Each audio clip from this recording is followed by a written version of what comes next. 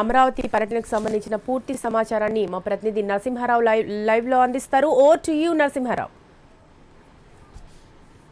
నెడమరు గ్రామం దగ్గర మనం ఉన్నాం. ఇందులో భాగంగా మనం చెప్పుకుంటే వైఎస్ఆర్సీపీ అధినేత జగన్మోహన్ రెడ్డి మరి కాసేపట్లో నెడమరు గ్రామానికి రానున్నారు. ఇక్కడ రైతులతో ముఖాముఖి కార్యక్రమం నిర్వహించారు. ఇప్పటికే మంగళగిరి నుంచి బయలుదేరినటువంటి జగన్మోహన్ రెడ్డి మార్గం మధ్యలోనే కొంతమంది రైతులతో కూడా ముఖాముఖి ఇంటరాక్ట్ అవుతున్నట్టు కూడా మనకు తెలుస్తుంది. ఇప్పుడు మరి కాసేపట్లో ఇక్కడ రానున్నారు. ఇప్పటికే రైతులు చాలా మంది కూడా ఇక్కడికి చేరుకున్నారు. అయితే అసలు రైతుల ముఖాముఖి కార్యక్రమం ఎలా జరగబోతుంది, అంతేకాకుండా కూడా ఇప్పటికే అనేక రకాలుగా వైసీపీ అధినేత జగన్మోహన్ రెడ్డి పర్యటనకు పోలీసులు కూడా ఆంక్షలు పెట్టారు. అసలు దీనిపై మనతో మాట్లాడడానికి వైఎస్ఆర్సీపీ సీనియర్ నేత అంబటి రామారావు గారు మనతో ఉన్నారు. ఆయన మాటలను సార్ చెప్పండి, ఇక్కడ ఏంటి ఈ రోజు భూసేకరణకి ఇప్పటికే నోటిఫికేషన్ జారీ చేశారు, రైతులు కొంతమంది ఇబ్బందులు కూడా ఉన్నారు, మీరు ఎలాంటి భరోసా ఇవ్వబోతున్నారు?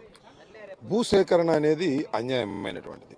ఎందుకంటే ఇప్పుడు ఆల్రెడీ స్వచ్ఛందంగా రైతులు భూములు ఇవ్వబడినాయి అని చెప్పుకోబడినటువంటి 30,000 ఎకరాల పైచిలుకులో ఏ విధమైన యాక్టివిటీ లేకోకుండా ఇంకా భూసేకరణ చేయటంలో అర్థం ఏమిటో అర్థం కావడం లేదు. ఇంకొక అంశం ఏమిటంటే ప్రభుత్వం ఇవాళ జగన్మోహన్ రెడ్డి గారు ప్రధాన ప్రతిపక్ష నాయకుడిగా ఈ ప్రాంతంలో పర్యటిస్తూ ఉంటే నిషేధాజ్ఞల మధ్యన ప్రతిపక్ష నాయకుడు పర్యటన చేయవలసినటువంటి పరిస్థితి ఏర్పడింది. దానికి కారణం ఏమిటంటే ఇక్కడ ఒక ప్రత్యేకమైనటువంటి చట్టం నడుస్తూ ఉన్నది, ఒక ఇల్లీగల్ పరిపాలన నడుస్తూ ఉన్నది, ఇక్కడ పోలీసు రాజ్యం నడుస్తూ ఉన్నది. పోలీసులు అధికారులు ఏవి చెబితే అదే తప్ప చట్టాలు ఇక్కడ అమలు కావడం లేదు.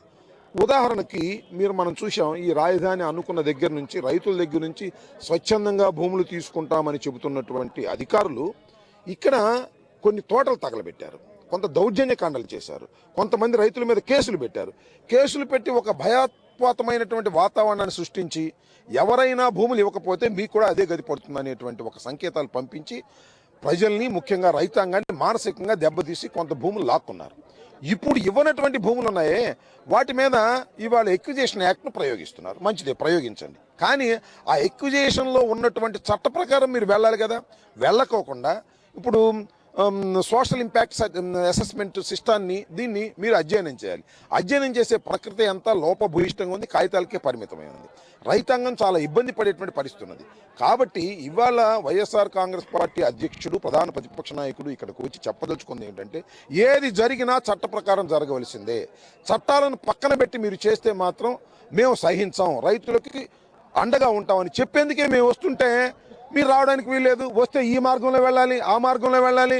రాజధానే కదా, ఇక్కడ నిషేధాజ్ఞలు ఉన్నాయా? లేవు కదా. అంటే కొన్ని గ్రామాల్లో టీడీపీలో కూడా అడ్డుకుంటామని కూడా చెప్తున్నారు. అడ్డుకుంటారు, దేనికైనా అడ్డుకుంటారు. ఏముంది అధికారానికి మదేమంటే మేము అభివృద్ధిని అడ్డుకుంటా ఉంటున్నారు. మా పర్యటనలు అడ్డుకోవాల్సిన అవసరం ఏముంది? నిజంగా మీకు రైతులు సహకరిస్తూ ఉంటే, అంటే వాళ్ళ బాధ ఏమిటంటే కావాలని చంద్రబాబు నాయుడు గారు, మంత్రులు, లోకేష్ బాబు గారు అడ్డుకుంటామని చెప్పమని చెబుతున్నారు. ఎందుకంటే అడ్డుకోకపోతే జనంలోకి వచ్చి వైఎస్ఆర్ కాంగ్రెస్ పార్టీ అధ్యక్షుడు విషయాలు చెబితే ప్రజలు తమకు వ్యతిరేకంగా తయారవుతారనే భయం ఉండబట్టే కదా అడ్డుకోవడం. ప్రజాస్వామ్యంలో అడ్డుకోవడం ఏంటి నాకు అర్థం కాలేదు. బుద్ధుని చేస్తున్నారా, బుద్ధి లేక చేస్తున్నారా? ముఖ్యమంత్రిగా ఈ రాష్ట్రాన్ని పరిపాలిస్తున్నటువంటి వ్యక్తి, ఆ పార్టీకి చెందినటువంటి వ్యక్తి ప్రతిపక్ష నాయకుడు వస్తుంటే మేము అడ్డుకుంటామంటారేంటి? రండి, చెప్పుకుని మీరు మీ పని మీరు చేసుకుని వెళ్ళమని చెప్పాలి. అంతేగాని అడ్డుకునేటువంటి ప్రక్రియ ఏంటి? ఇది ప్రజాస్వామ్యమా కాదా? అంటే ఒక దౌర్జన్యపూరితమైన వాతావరణాన్ని సృష్టించి రైతాంగాన్ని భయోందోళన చేసి తద్వారా భూములు లాక్కోవాలనే ప్రయత్నం చేస్తున్నారు. ఇది సాధ్యం కాదు. నేను ఒకటే చెప్తున్నా, చంద్రబాబు నాయుడు గారు మాకు భూమి కావాలి ఇంత వాటేసుకున్నావు, ఏం చేసావు అంటున్నా నేను. ఒక్క బిల్డింగ్ కట్టామా? అదేమంటే తాత్కాలిక రాజధాని అని ఒక్క బిల్డింగ్ మీరు కట్టారు అంతే. అంతకు మించి ఇంతవరకు సింగపూర్ ఒకటి రాలేదు, జపాన్ ఒకటి రాలేదు, రష్యా ఒకటి రాలేదు, మలేషియా ఒకటి రాలేదు, ఎవరు రాలేదు. భూములన్నీ కూడా బీడుపడి వాళ్ళ ఇలాంటి పరిస్థితులు ఉన్నాయి. దీనికి కారణం ఎవరు? నీకు ముందు చూపు లేకపోవటం వల్ల. దశల వారీగా భూములు తీసుకోవాలా. ఒక 50 ఎకరమో 100 ఎకరమో తీసుకుని అక్కడ అసెంబ్లీ కట్టాలా, లేదా హైకోర్టు కట్టాలా, సెక్రటేరియట్ కట్టాలా, ఏదో 1000 ఎకరాలు 100 ఎకరాలు 1,00,000 ఎకరాలు పోగేసి ఏం చేసుకుందామని అమ్ముకుందామని జపాన్ వాడికి, సింగపూర్ వాడికి. ఇది అన్యాయం. ఈ అన్యాయాన్ని ఎదుర్కోవడం కోసమే, ఈ అన్యాయాన్ని బట్టబయలు చేయడం కోసమే జగన్మోహన్ రెడ్డి గారు వస్తుంటే భయపడుతూ ఉన్నారు. ఇవాళ చెప్తున్నారు నాకు రైతులు, మరి ఇంతకుముందు స్వచ్ఛందంగా ఇచ్చిన వారికి మేము భూములు కేటాయించామంటే ఎక్కడ కేటాయించిన దాఖలాలు ఎక్కడ లేవు. ఆ కాగితం నేను చదివితే చాలా ఆశ్చర్యం వేసింది. ఆ కాగితం ఏమి రాశారంటే ఇది మీకు హక్కు కాదు, దీన్ని బదలాయించడానికి వీలు లేదు, ఈ భూమి ఎక్కడుందో మేము ఇప్పుడు చెప్పము, తర్వాత చెబుతాము. ఈ కాగితం ఎందుకంటే నేను 4 తీసుకోనా? ఎందుకు ఇస్తున్నారు మీరు కాగితాలు? ఎందుకు ఇస్తున్నారు మీరు ప్లాట్లు కేటాయింపు? ప్లాట్ ఎక్కడో తెలియదు, ఆ ప్లాట్ అమ్ముకోవడానికి వీల్లేదు, ఆ ప్లాట్ బ్యాంకులో పెట్టుకోవడానికి వీల్లేదు, ఆ ప్లాట్ హక్కుగా కూడా ఉండడానికి వీల్లేదు. ఎందుకు ఇస్తున్నారు మీరు ఆ ప్లాట్ గురించి కాగితం? అంటే ఉన్న కంటి తుడుపు చర్య. ప్రతిపక్ష నాయకుడు వచ్చి ప్లాట్లు ఇవ్వలేదు అంటారు కాబట్టి మేము కాగితాలు ఇచ్చాం కాబట్టి ప్లాట్లు ఇచ్చామని మీరు భావించమని చెప్పేటువంటి ప్రయత్నం చేస్తున్నారు. ఇది దారుణం, అన్యాయం, ఒక రాక్షస పాలన జరుగుతుంది. ఈ పాలన నిరంతరం ఎదుర్కొంటాం.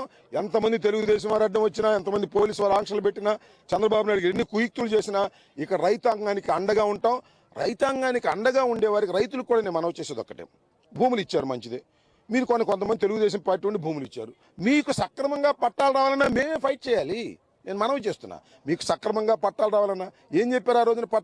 పట్టాలు ఇస్తామని అంతర్జాతీయ స్థాయిలో రోడ్లు వేస్తామన్నారు. రోడ్లు వేసి ప్లాట్లు కేటాయిస్తామన్నారు. రోడ్లు లేవు, ప్లాట్లు ఇస్తున్నారు, ఎక్కడో తెలియదు ప్లాట్లు.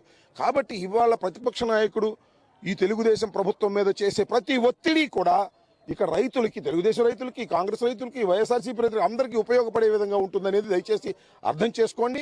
ఖచ్చితంగా మేము మాత్రం వదిలిపెట్టే ప్రశ్నే లేదు. ఇక్కడ జరుగుతున్నటువంటి అన్యాయాన్ని ప్రపంచ స్థాయికి తీసుకువెళ్తాం, రాష్ట్ర స్థాయి నుంచి ప్రపంచ స్థాయికి తీసుకెళ్తాం, దేశ స్థాయికి తీసుకెళ్తాం. అన్యాయం జరిగితే మాత్రం సహిస్తూ ఊరుకునే ప్రశ్నే లేదు. సార్, మీరు ఇప్పటికే 34,000 ఎకరాలు సేకరించారు. ఓన్లీ ఇంకా 4,000 పెండింగ్లో ఉంది. ఈ 4,000 భూసేకరణ చట్టం ఇంప్లిమెంట్ చేస్తాం. ఇప్పుడు రాంబాబు గారు చెప్పిన దానికి కొనసాగింపుగా మనం ఒక ల్యాండ్ అక్విజిషన్, ల్యాండ్ పూలింగ్ అనే విధానం ద్వారా రైతుల దగ్గర తీసుకున్నాం. ఎవరైతే ఇచ్చారో వాళ్ళ తరఫున వాళ్ళకు కూడా అన్యాయం జరగకుండా ఉండాలంటే అది ప్రతిపక్ష పార్టీకే సాధ్యం. ఖచ్చితంగా ప్రభుత్వం మీద ఒత్తిడి తీసుకొని వచ్చి నువ్వు చెప్పింది అమలు చేయడానికి మేము మీ తరఫున మాట్లాడుతూనే ఉంటాం. అది ఇచ్చిన వాడైనా ఇవ్వని వాడైతే వాడు అడుగుతున్నటువంటి అభ్యంతరాలు ఏంటో వినాల్సిందిగా ఖచ్చితంగా దాన్ని న్యూస్ బులెటిన్